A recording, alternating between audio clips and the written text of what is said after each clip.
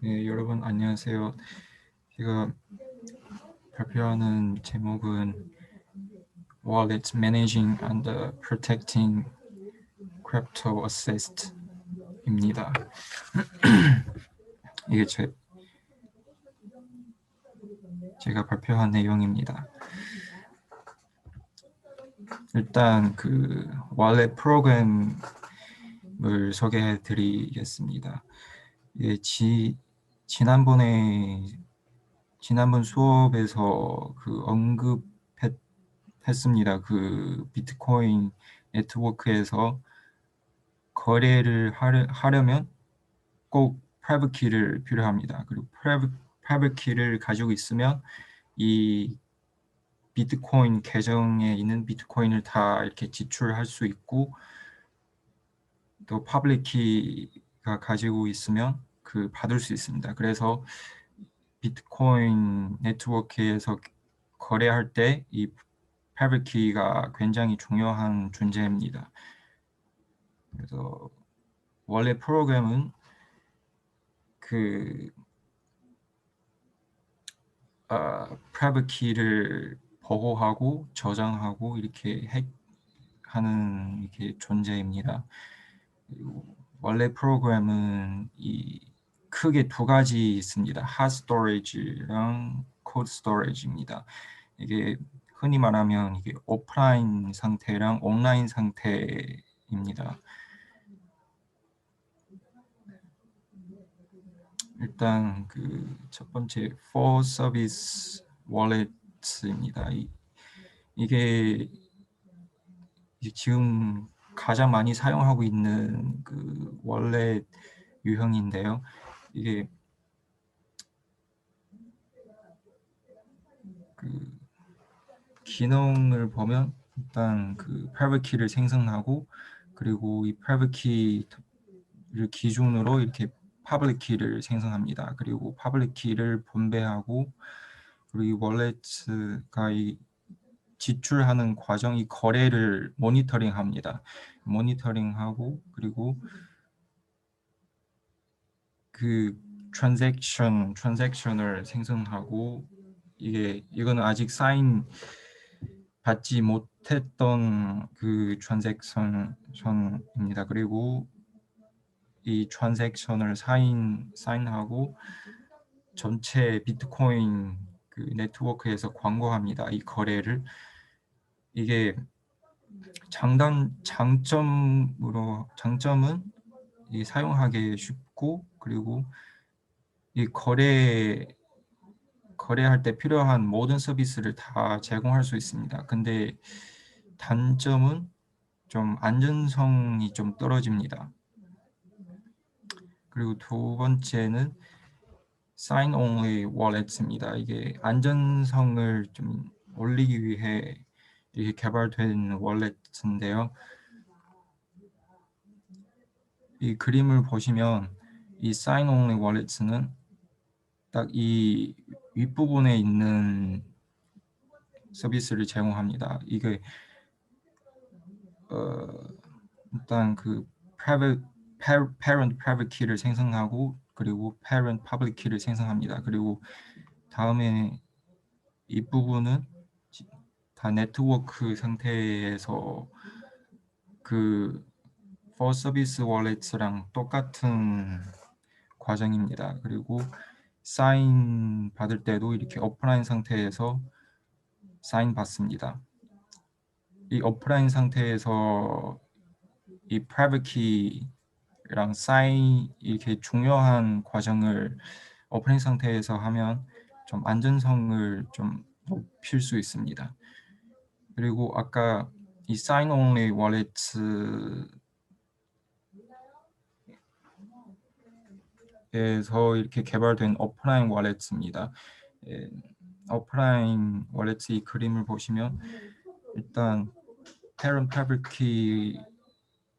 key를 생성하고, 그리고 public key를 생성합니다. 이 과정은 다 오프라인 상태에서 완성합니다. 그리고 다음은 다 이렇게 for 서비스 월렛랑 똑같습니다. 그리고 장점은 이렇게 greatly improved security over for service wallets. 이 안전성이 올리기 위해 이게 오프라인 과정을 추가했습니다. 근데 이게 장점은 이게 많이 번거롭습니다. 그리고 하드웨어 월렛스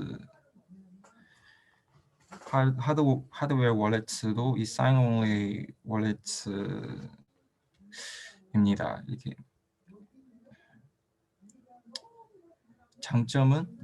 장점도 그 오프라인 월렛랑 똑같이 이렇게 안전성이 좀 높일 수 있습니다. 근데 그 단점도 똑같이 너무 많이 번거롭습니다.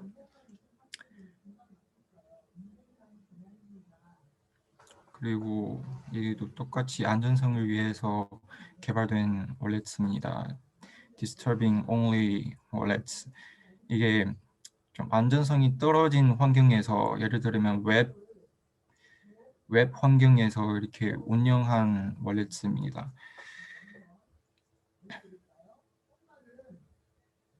그리고 다음에 월렛 파일을 소개해드리겠습니다. 이게 사실 비트코인 월렛의 핵심은 그 프라이빗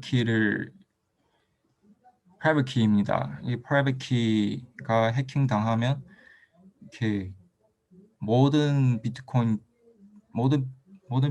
이 계정에 있는 모든 비트코인 다 해킹 당했다고 이렇게 볼 수 있습니다. 그래서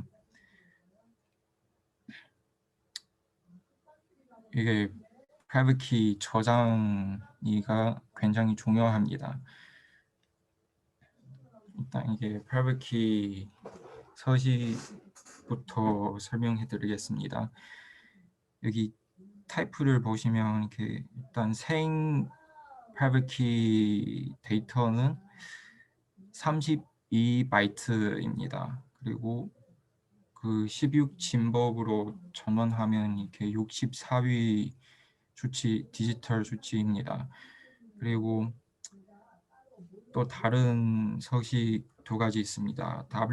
WIF 서식이랑 WIF 컴프레스 압축 버전 서식 있습니다. 그리고 다음에 WIF 서식을 소개해 드리겠습니다. 이거는 WIF 서식을 만들기 위해 이렇게 과정입니다.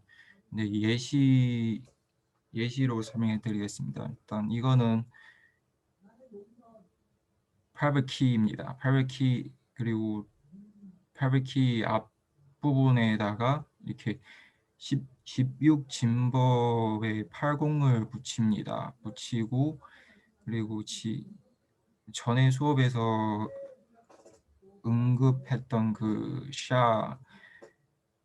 SHA-256 해시 이 함수로 그 아까 이 80 붙이는 이 해시 값을 계산합니다. 그리고 다음에는 또 한 번 그 SHA-256 해시 함수로 또 한 번 이 결과를 해시로 이렇게 계산합니다.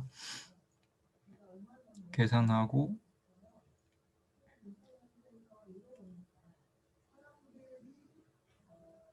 여기 앞부분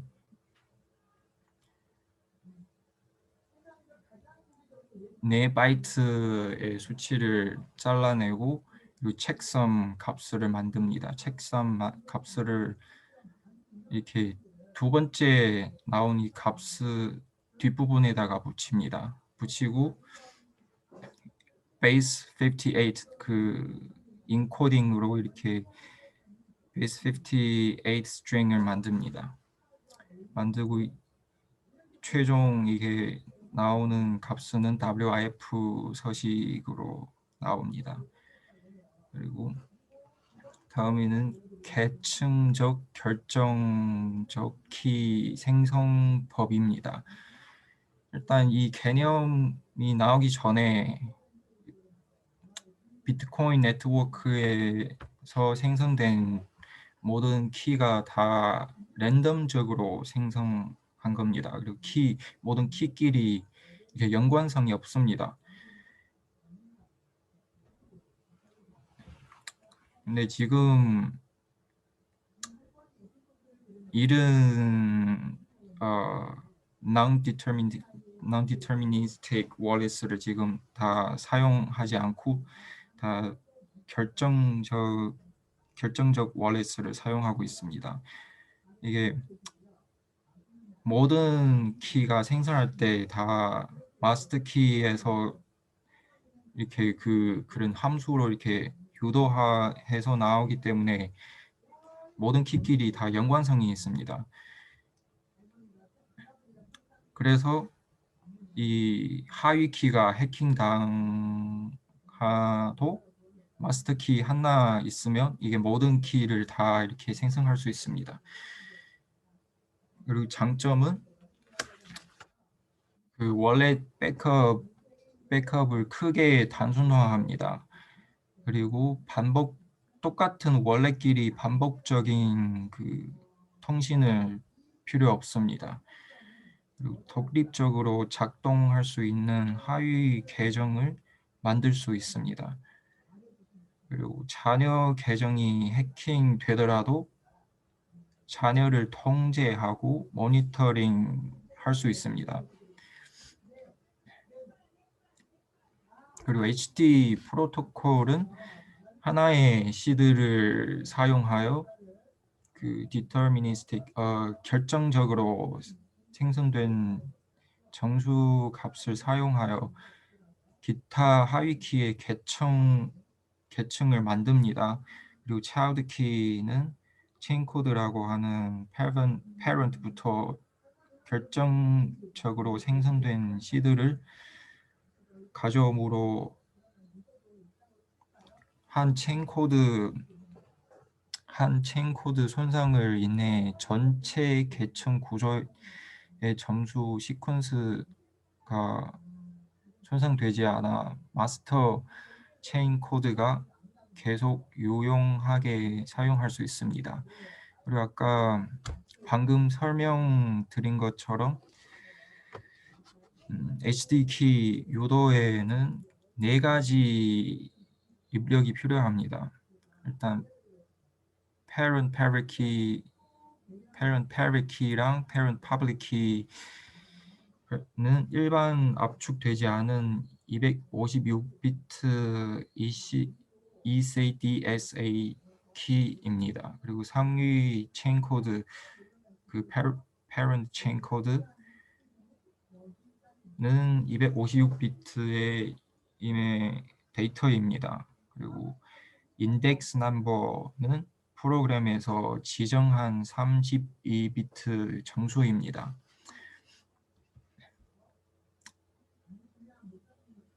네, 제 발표 여기까지입니다. 감사합니다. 네, 수고했어요.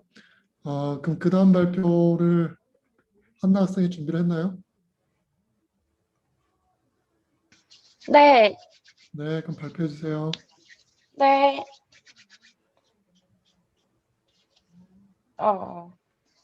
이 화면 공유를.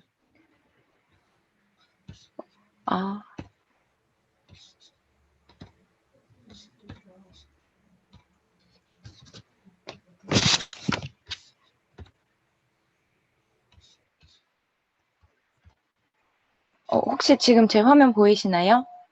네, 보여요. 네, 그러면 발표를 하겠습니다.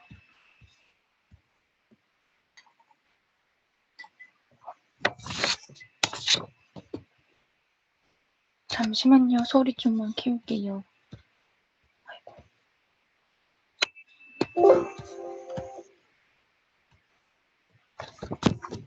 제가 보는 부분은 나카모토 합의 부분인데요.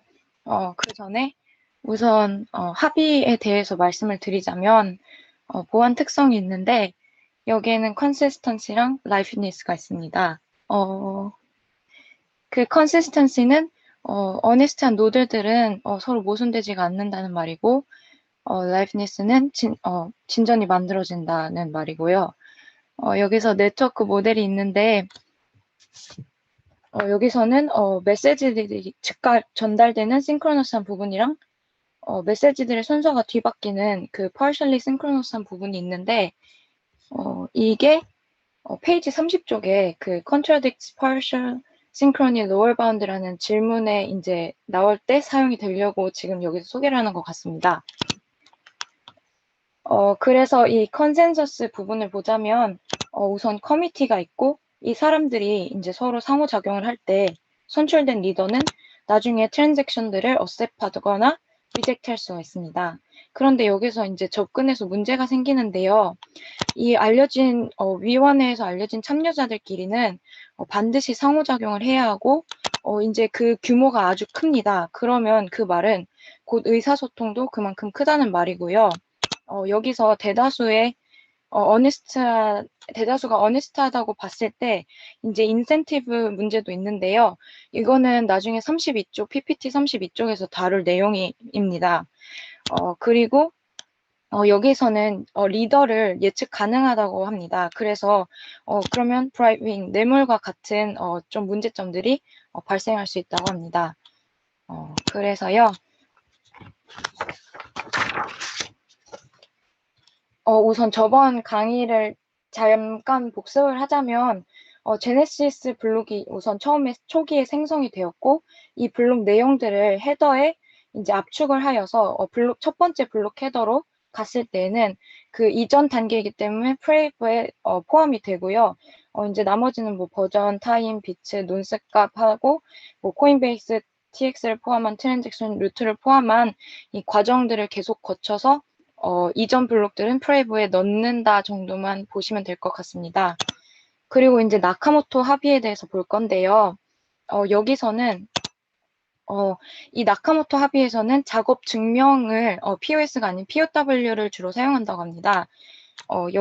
그리고 이 작업 증명은 블록들이 매 10분마다 발견되는 것을 이제 타겟으로 하는 타겟보다 해시 그 블록 값이 작은 논스를 찾는 것이라고 합니다. 그래서 이제 여기서는 찾은 논스를 그 다음 블록 헤더의 논스 값에 넣는 것을 여기서 보여주고 있습니다. 그래서 이 다음 페이지를 보시면 왼쪽에서 만들어진 블록 헤더 3 값을 이용해서 이제 블록 4를 만드는 과정인데요. 이제는 그 앞서서 말씀드렸다시피 prev 값에 블록 헤더 3의 해시 값을 대입하는 것을 보실 수 있습니다.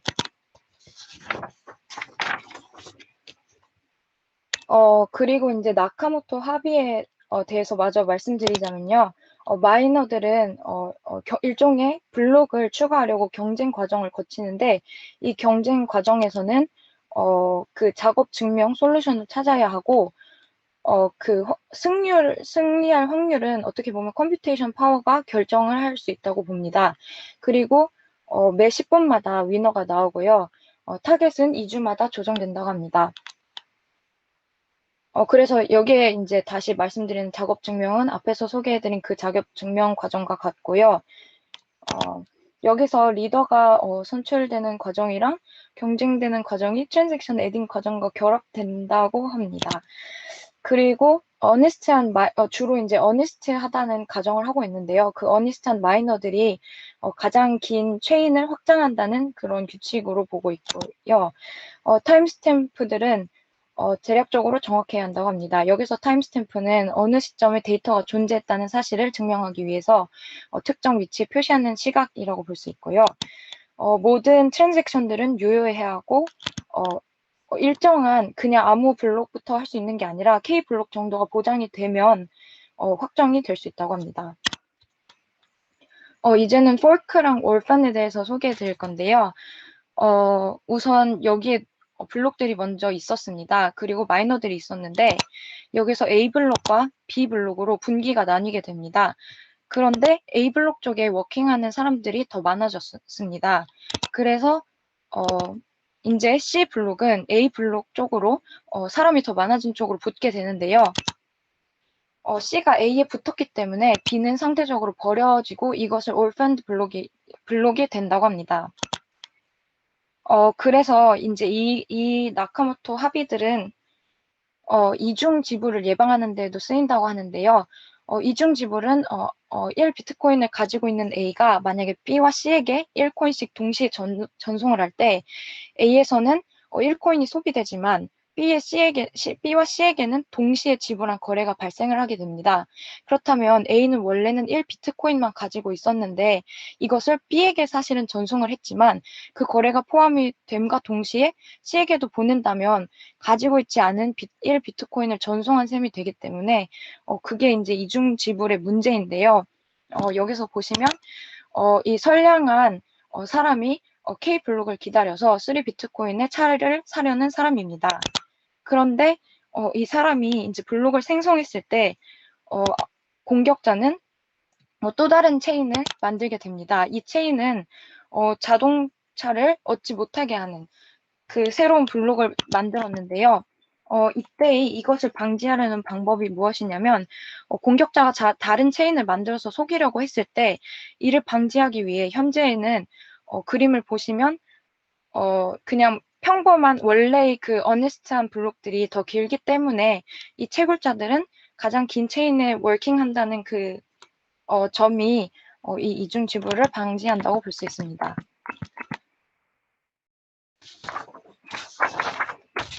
그런데 이제는 이것을 51% 어태크가 또 있는데요. 이것은 그 아까의 그 어태커가 만약에 성능 좋은 컴퓨팅 파워를 가지고 있는 클라우드를 이용해서 원래의 체인이 아닌 공격자가 새로 만든 체인이 기존 것보다 길어지게 만들 수가 있습니다. 이 그림의 상황처럼요. 그러면 새로운 가장 긴 체인이 이제 채택이 되면서 문제가 발생하는데 이게 51% 어태크라고 합니다. 이와 비슷하게 시빌 어태크도 이제 여러 개의 버추얼 아이덴티티를 생성해서 유사한 방법으로 공격을 하는 방법도 있다고 합니다. 그래서 이제는 다시 돌아와서 나카모토의 특성들로 볼 건데요. 앞에서도 나왔던 그 컨시스턴시가 있고요.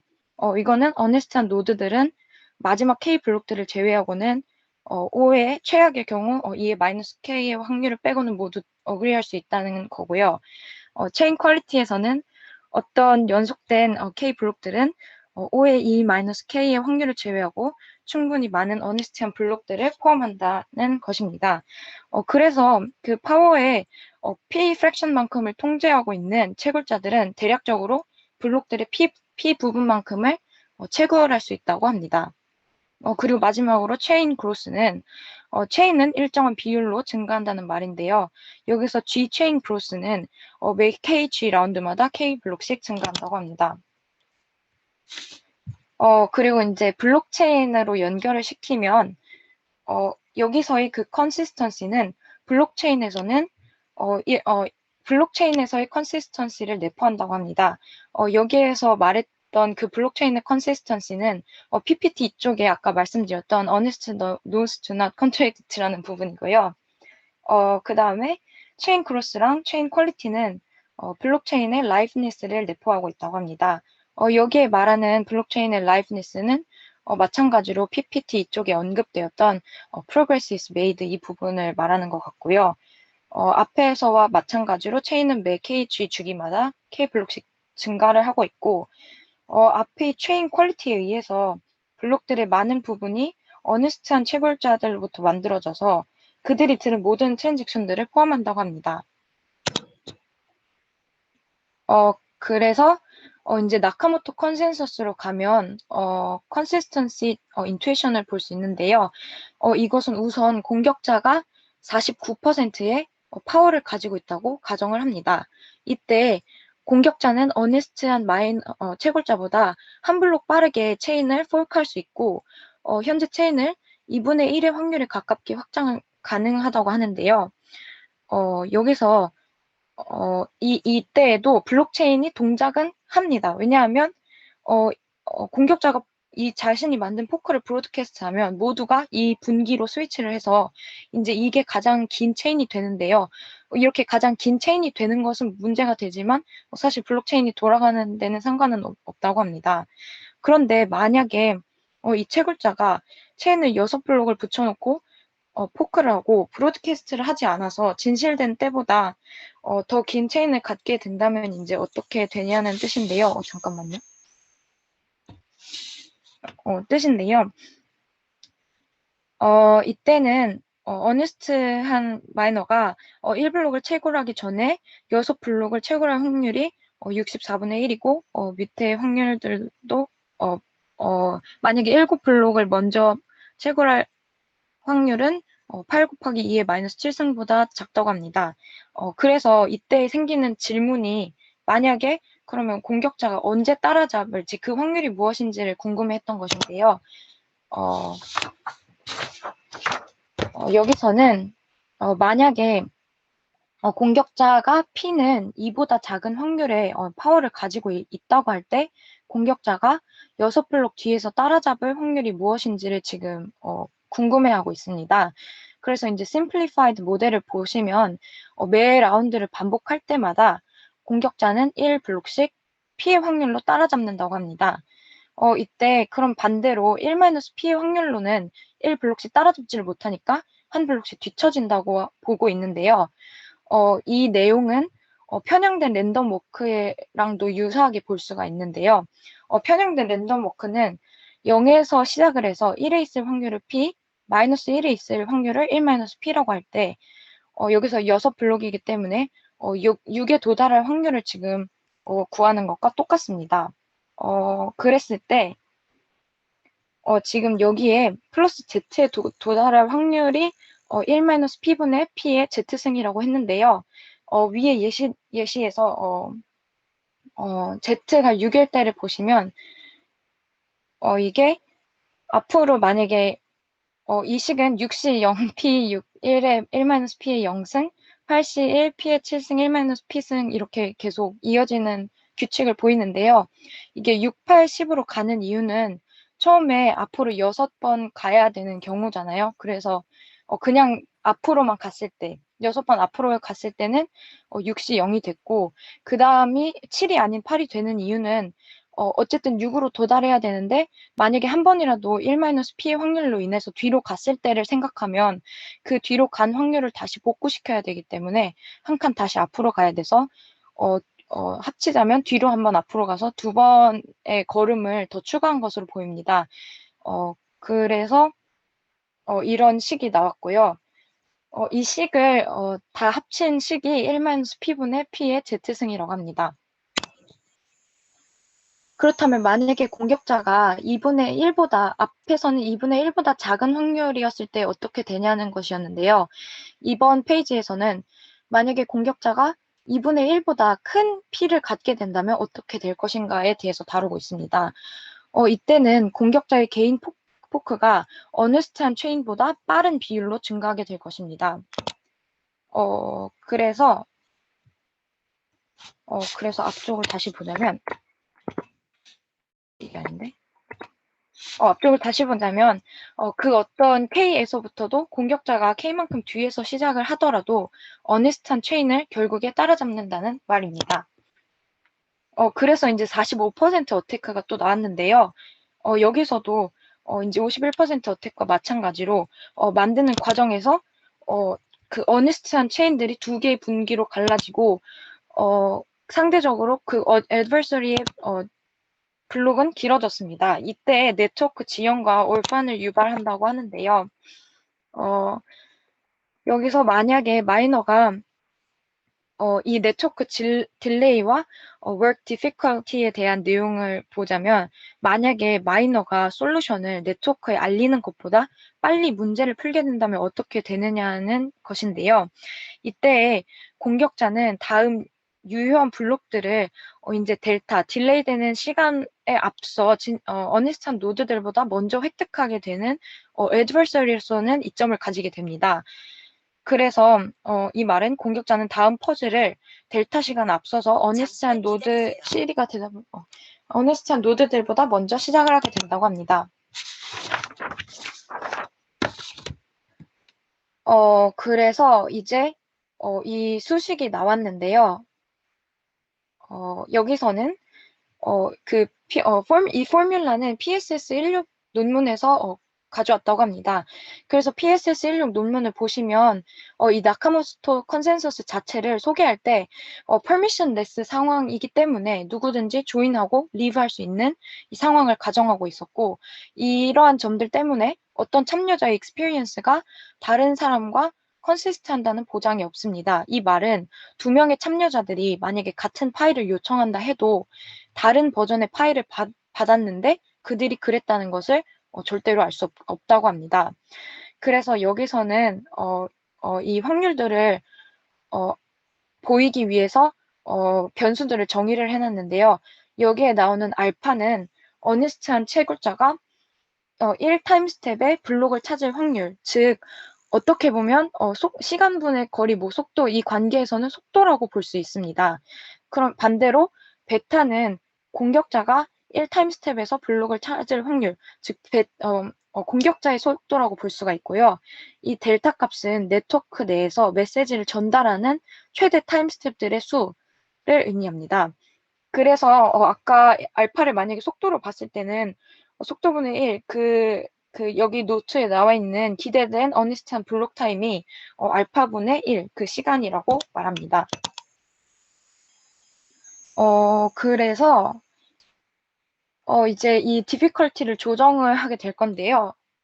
여기서 그러면 델타의 경우에 따라서 이제 식들을 나누게 됩니다. 우선 델타가 0이라면 알파 마이너스 이 알파가 됩니다. 왜냐하면 이 위에 식에다가 델타를 0을 대입했을 때는 그냥 알파 1 마이너스 2 알파가 되고 이게 베타보다 크다는 건데요. 예시를 들었을 때 여기에 나오는 이 example에서 알파가 만약에 0.02 값이라면 이 1-2 알파는 1-0.04고 0.96분의 1이고 이는 0.49분의 0.51과 유사해서 이 말은 곧 알파가 베타보다 큼을 확인할 수 있었는데요. 그런데 만약에 이 델타 값이 지연된 시간 값이 이 알파분의 1-1보다 크게 된다면 이 공식은 성립할 수가 없게 됩니다. 왜냐하면 이 델타 값에 이 알파분의 1-1 값을 대입해버리는 순간 1-2의 델타 플러스 1의 알파 값은 0이 돼버리는데, 그렇다면 이 알파와 곱했던 맨 위의 수식에서 알파 곱하기 0을 해버리면 0이고 베타는 이 0의 값보다 무조건 작아야 되기 때문에 베타도 속도인데 이것이 마이너스 값이 될 수가 없기 때문에 알파 는 베타보다 큰 식을 무조건 만족해야 했던 이 상황을 고려했을 때 이 포뮬라는 성립할 수가 없습니다. 그래서 그 다음 쪽에는 만약에 그러면 델타가 이번에는 두 가지 앞에서 말씀드렸던 델타가 0인 경우와 델타가 이 알파분의 1-1보다 큰 경우와 이제 다른 경우인 만약에 델타 값이 아예 알파분의 1 값보다 크게 된다면, 즉 블록 타임보다 크게 된다면 어떻게 되냐는 상황인데요. 만약에 델타가 블록 타임 알파분의 1보다 크면 어니스트한 노드들은 한 블록당 델타의 비율로 동의를 하고 그 공격자는 어차피 비율이 베타는 알파보다 작기 때문에 마찬가지로 개인 노드를 하나 또는 그 이상 증가시킬 수 있다고 합니다.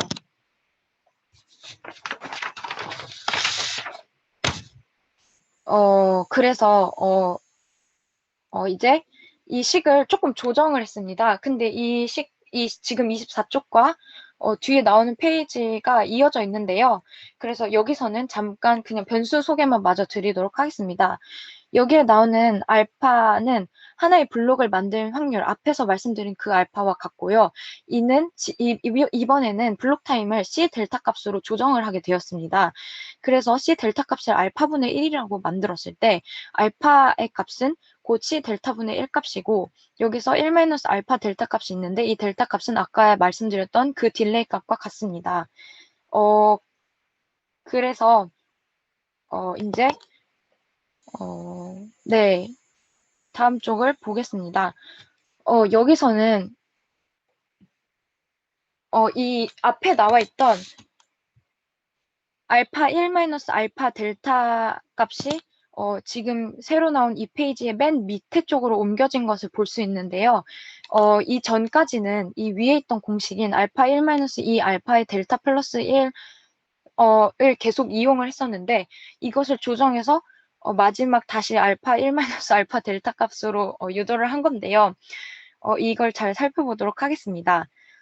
여기서 C 델타 값으로 우선 바꾼 이유는 조정을 한 이유는 C는 어떤 컨스턴트 값인데 상수인데 원래 23쪽에서 PPT 23쪽에서 보셨을 때는 알파분의 1이 만약에 델타보다 작은 델타가 알파보다 1보다 큰 경우를 지금 고려했을 때라는 가정에서 그 C를 계산함으로 알파분의 1은 C 델타로 만들게 하는 C를 지금 새롭게 도입을 했습니다. 그랬을 경우에 평균적으로 어니스트한 노드가 총 걸리는 시간은 지금 말한 아까 말씀드린 C 델타 값은 결국에 새로 생긴 하나의 블록 생성 시간이 되는데요. 이 새로 생긴 하나의 블록 생성 시간의 델타 값은 딜레이 시간. 그래서 어니스트가 걸리는 시간은 하나의 블록 생성 시간에 딜레이 되는 시간까지 합친 C 델타 더하기 델타 값이 되는 건데 여기서 adversary 같은 경우에는 아까 이 딜레이를 웨이스트하지 않기 때문에 공격하는 유형이라고 했습니다. 그래서 이 위에 회색식으로 다시 보자면 C 플러스 1분의 C가 된 이유가 어니스트한 노드는 여기에는 각각 델타를 곱한 것이었는데 어차피 약분하면 사라지기 때문에 어니스트는 그냥 C 플러스 1이고 adversary한테는 C로 갑니다. 그래서 adversary는 델타 값을 손에 안 보기 때문에 그냥 C라는 이제 초록색 제가 동그라미 친 부분으로 볼 수 있고요. 이것은 C는 C 플러스 1분의 C는 C분의 C 마이너스 1로 1과 근사합니다. 그래서 이는 알파의 1 마이너스 C분의 1과 같고 이는 알파의 1 마이너스 알파 델타로 바꿀 수 있습니다. 왜냐하면 C는 델타분의 C는 뭐였지? C 값은 다시 대입하면 알파 델타가 되기 때문입니다. 그래서 이제 28쪽을 볼 건데요. 28쪽에 나오는 식이 이 그래프를 보실 건데 여기에 왼쪽을 보시면 세로축이 로라는 adversary fraction 부분이 있고 가로축은 C block time in terms of network delay 델타 부분인데 이 공식을 설명하려고 제가 조금 더 적어놨습니다. 그래서 정의들을 먼저 말씀드리자면 아까 PPT 17쪽에서는 P를 공격자가 1블록을 따라잡을 확률이라고 정의를 해놨습니다. 그래서 1-P가 뒤로 갈 확률, 따라잡지 못할 확률이라고 언급을 했었죠. 그리고 여기서 이제 로라는 새로운 개념이 도입됐었는데 PSS16 포뮬러를 참고했기 때문에 거기를 보시면 로는 공격자가 플레이어들을 컨트롤링하는 프랙션이라고 나와 있습니다. 그리고 마찬가지로 PSS16에서는 n 값을 플레이어 수라고 정의를 해 놓았었는데요. 제가 필기를 해놨는데 잘 안 보이게 필기를 해놨네요. 여기서 알파 값은 이것도 논문에서 그냥 베껴온 공식인데 여기서 말하는 알파 값은 앞에서 말한 그 알파 값이 맞고요. 이 알파 값을 구하는 공식이 1-PA, 1-로의 n승인데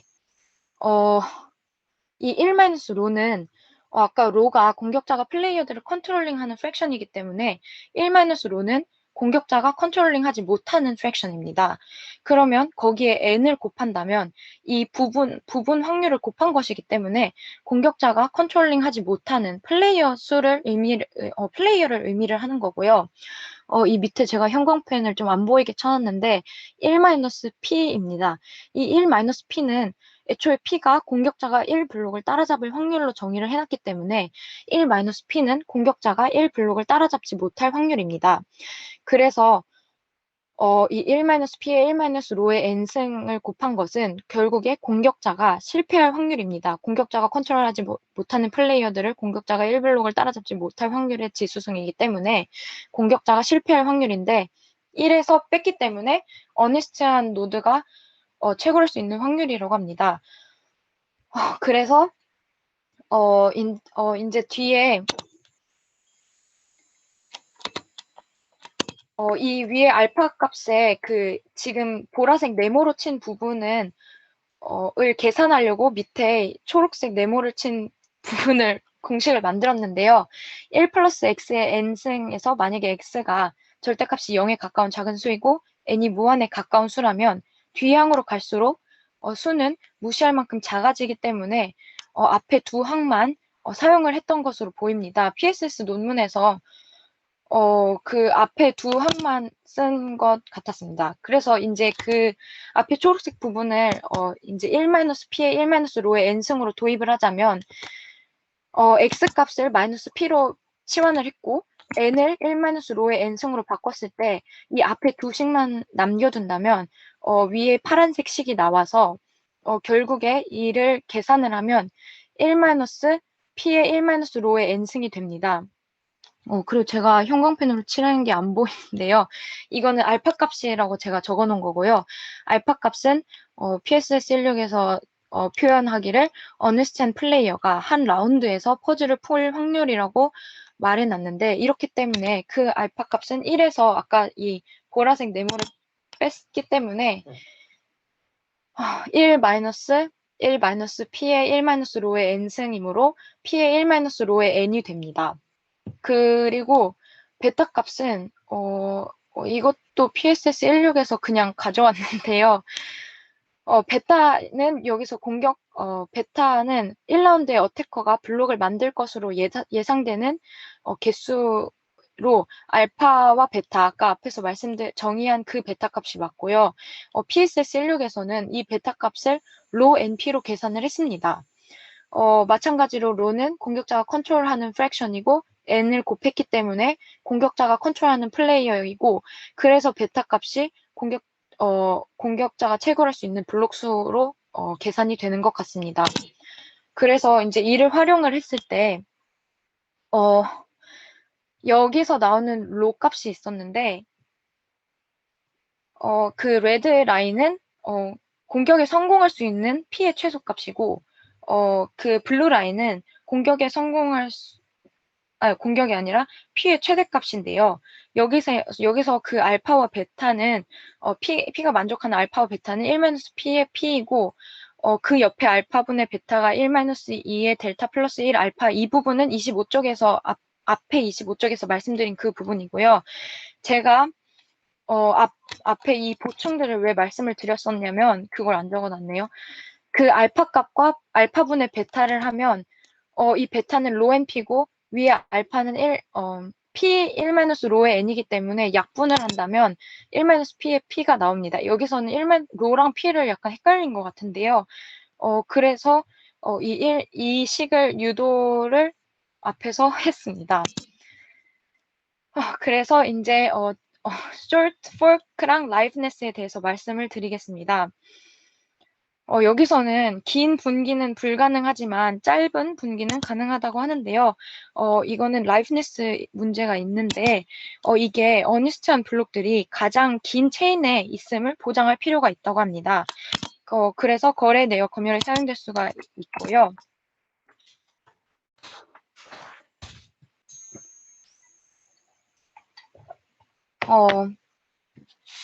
여기서 이제 체인 퀄리티에 대해서 말씀을 드리도록 하겠습니다. 여기서 체인 퀄리티는 어니스트하게 채굴된 블록들의 퍼센테이지를 말하고 있고요. 그렇기 때문에 어니스트하게 채굴된 블록들은 모든 거래 내역들을 포함하고 있습니다. 그래서 이게 왜 검열을 센서십을 방지하냐는 말이냐면 어니스트하게 마인된 블록들은 검열을 해도 바꿀 수가 없기 때문입니다. 그래서 이제 여기서는 계속 P랑 로를 약간 그냥 같이 표기를 하게 되었는데요. 그 PSS 16에서는 로라고 이제 표기를 해놨던 것을 이 PPT에서는 P 프랙션이라고 다시 P로 바꿔놨습니다. 그래서 만약에 공격자가 채굴 능력의 P 부분만큼을 조정할 수가 있다고 가정을 했습니다. 이 P 부분은 P는 2분의 1보다 작았고요. 그때 이상적으로 어니스트한 부분들은 1-P만큼을 채굴하게 된다고 합니다. 그래서 이게 1-P분의 P만큼 이 체인 퀄리티라고 하고요. 그래서 이 식에 대입을 해보면 P가 3분의 1이라면 위에 옆에 식에 대입을 하면 1-3분의 1분의 3분의 1은 2분의 1이 되기 때문에 1에서 2분의 1을 빼면 2분의 1, 즉 이게 체인 퀄리티가 됩니다. 근데 지금 위에 부분은 P가 2분의 1보다 작은 부분을 설명드리고 있었는데요. 왜냐하면 만약에 P가 2분의 1보다 크게 된다면 공격자가 최악의 경우에는 모든 블록을 채굴 가능하게 되기 때문에 그러면 체인 퀄리티가 0이 됩니다. 그리고 다음으로 패스 시먼 슐러 티오럼이라는 것을 말씀드릴 건데요. P가 앞에 말씀드렸다시피 P는 2분의 1보다 크면 안 되기 때문에 P가 2분의 1보다 작을 때 채굴 마이닝 디피컬티는 네트워크 지연 델타 값에 알맞게 정해지면 나카모토 컨센서스는 다음을 보장한다고 합니다. 우선 앞서 말씀드렸던 그 컨시스턴시 이거는 디피컬티가 일정함을 의미합니다. 여기서 그 알파와 베타와 델타를 가지고 디피컬티를 조정을 했었는데요. 그래서 이것들이 공식을 만족하기 때문에 컨시스턴시를 만족을 하고요. 체인 퀄리티는 1-1 P분의 P 앞 페이지에서 말씀드린 그 부분입니다. 그리고 최악의 경우에는 딜레이할 확률 델타분의 1이 체인 성장률이고요. 다음으로 앞에서 PPT 이쪽에서 말씀드렸던 왜 partial synchron이랑 그냥 synchronous가 있었는지에 대해서 이제 여기서 다룰 거라고 앞에서 말씀을 드렸었는데 이 나카모토 컨센서스는 일단 2분의 1까지는 어택 당해도 커럽션이 일어나는 어택을 당해도 안전하다고 합니다. 그리고 네트워크 딜레이에도 강하다는 것을 앞서서 계속 설명을 드렸었고요. 여기서 이제 질문이 생기는데 partial synchron이 lower bound에도 모순이 되는가? 이 부분은 이제 lower bound 위에서도 모순이 되지 않는가를 묻는 건데요. 여기서 처음에 synchronous 시스템은 델타 값이 존재하는 경우이고 asynchronous 시스템은 타임 바운드가 없는 시스템이라고 합니다. 그랬을 때 이 partial synchrony는 이 synchronous랑 asynchronous 사이에 있는 부분이기 때문에 델타 더하기 max의 x GST 값으로 만드는 식이라고 합니다. 그래서 이 부분은 사실 좀 저도 어려웠는데 그래서 모순이 되지 않고 프로토콜은 지연치에 대한 경계가 필요하다고 합니다. 그리고 그렇지만 컨시스턴시는 어니스트한 노드들 사이에서도 깨진다고 합니다. 왜냐하면 앞서서 앞 페이지에서 말씀드린 그 컨시스턴시가 보장이 될 때는 알파랑 베타랑 델타 값, 즉 디피컬티가 일정하게 되기 때문에 컨시스턴시를 만족하게 된다고 했는데 지금 말씀드리고 있는 partial synchrony는 애초에 델타 값이 유동성이 있는 변수를 가지고 있기 때문에 델타 값이 일정하지 않게 되기 때문에 아무리 어니스트 노드들이 있다고 하더라도 깨질 수가 있다고 합니다. 그래서 나카모토 프로퍼티들을 볼 건데요. 맨 처음에 말씀드렸다시피 나카모토 컨센서스에서는 POW를 이용해서 했고요. 여기에서 특성들은 익명으로 참여가 가능하고 앞서 말씀드렸다시피 노드들은 그래서 아무 때나 조인하고 떠날 수가 있습니다. 그래서 스케일러블 하다는 게 이 변화에 강하다는 건데요. 이 노드들이 조인하고 리브를 하더라도 컴퓨터에 있어서는 난조가 일어나지 않는다고 나와 있는데 크게 영향을 받지 않는다는 말인 것 같았습니다. 그리고 여기에 나오는 슬리핑 뷰티 프로퍼티는 이게 잠재적 유망 가능성이 있다고도 볼 수 있고 아니면 이 슬리핑 약간 채굴이 가만히 있다가 아무 때나 조인을 하고 리브하기 때문에 갑작스럽게 채굴에 참여할 때 유동성이 생긴다는 의미의 슬리핑 뷰티인지 그렇게 여러 방면으로 생각해 봤습니다. 그리고 여기 나카모토 프로퍼티에는 리더들이 사전에 리더의 존재가 알려지지 않기 때문에 매수를 하기 힘들다는 장점이 있고요. 그래서 앞에서 말씀드렸다시피 2분의 1의 공격까지는 견딜 수가 있습니다. 단점으로는 느리다는 단점이 있는데요. 왜냐하면 모두가 진실되더라도 블록을 생성하는데 최소 10분이 걸리기 때문입니다. 이 부분이 10분 부분은 여기에 있는데요. 아까 제가 다른 거에 집착을 해서 깜빡했는데 이 나카모토 분이 C를 매지컬리하게 60으로 선택을 했는데 이 뜻이 무엇이냐면 딜레이 시간이 10초라고 가정을 했을 때 만약에 C 값이 60이라면 블록 타임은 10분이 생기는데 이것이 비트코인의 디피컬티를 정하고 약간 매지컬리를 넣은 이유가 비트코인 애초에 생성 시간 자체가 10분이기 때문에 그랬던 것 같습니다. 그래서 여기서 만약에 모두가 어니스트 하더라도 그래서 앞서 말씀드린 그 10분이 걸리기 때문에 느릴 수밖에 없다는 말이고요. 그리고 여기는 자원 집중적이라는 특징이 있는데 왜냐하면 여기서는 블록을 만들기 위해서 채굴을 계속해야 하기 때문에 해시를 많이 해봐야 합니다. 그러면 많이 필요하게 됩니다. 그래서 어떻게 보면 해결책으로 proof of stake 기반도 가능할 수 있다고 합니다. 그리고 파이널리티가 최종 확정이 없고요. 긴 지연에는 보장을 하지 못한다고 합니다. 그래서 앞에서 인센티브에 대해서도 말씀드리겠다고 했었는데요. 이 인센티브 부분은 애초에 채굴 그 POW 퍼즐을 해결하는 이 과정은 매우 비용이 많이 듭니다. 그래서 어니스트한 대다수들에게는 비현실적으로 보일 수도 있는데요. 이때 사토시의 아이디어로 이슈 발행과 보상을 합치게 되었는데 이 블록 보상은 블록이 가장 긴 체인의 부분일 때만 주어진다는 특성을 갖고 있습니다. 그래서 높은 변화량이 일어나는 채굴풀이 있고요. 여기서 인센티브스는 여기서 이 공격자들은 이 블록을 따라잡기 위해서 노력을 많이 했지만 못 따라잡으면 그만큼의 기회비용을 많이 잃는 특징이 있습니다. 그래서 이제 이 부분을 공격자의 입장에서는 보완을 하려고 셀피시 이기적 채굴을 만들게 되었는데요. 이 이기적 채굴이란 논스 값을 찾은 뒤에 바로 공표하지 않고 그 다음 블록을 미리 만들고 있는 것을 의미하는데요. 이때 공격자는 채굴 능력의 3분의 1을 보유한다고 했을 때 채굴자는 합리적으로 보상을 최대화하는 데 목적을 두고 있다고 가정을 했습니다.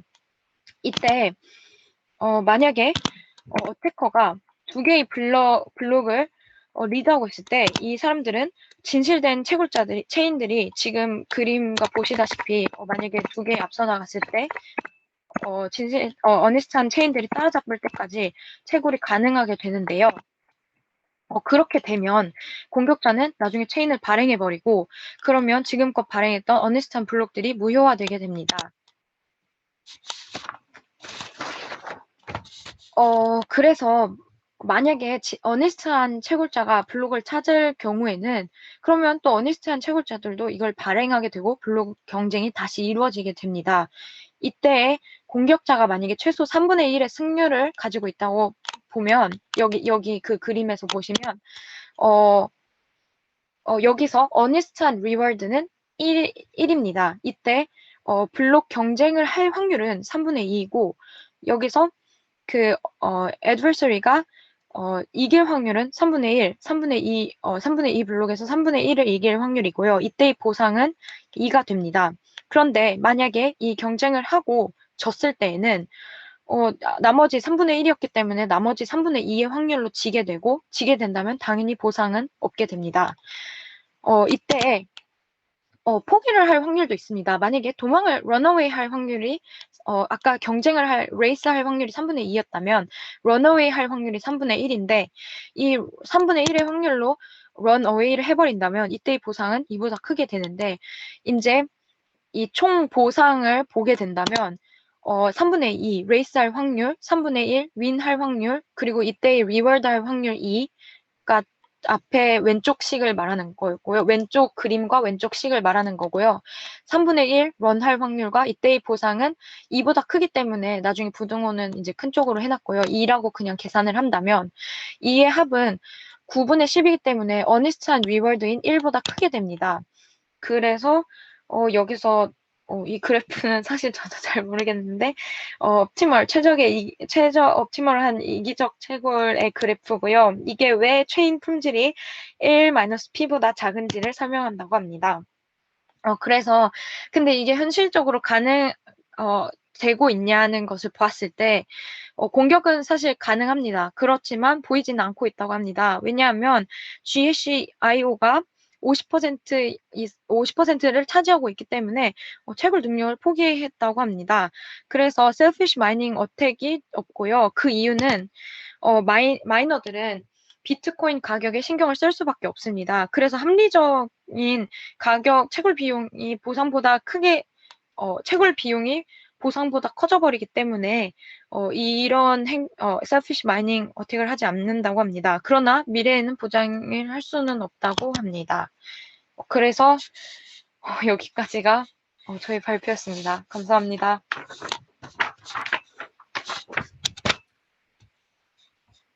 내용이 꽤 많네요. 네.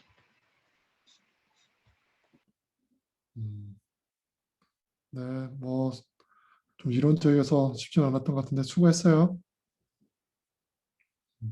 오늘은 이렇게 2명만 발표하면 될 것 같고 다음 주에 또 이제 2명 발표하는 걸로 합시다. 다음 주는 양창모 학생이랑 송상현 이렇게 하면 되겠죠? 네. 네, 알겠습니다. 네, 그럼 다음 주에 봅시다. 감사합니다. 네.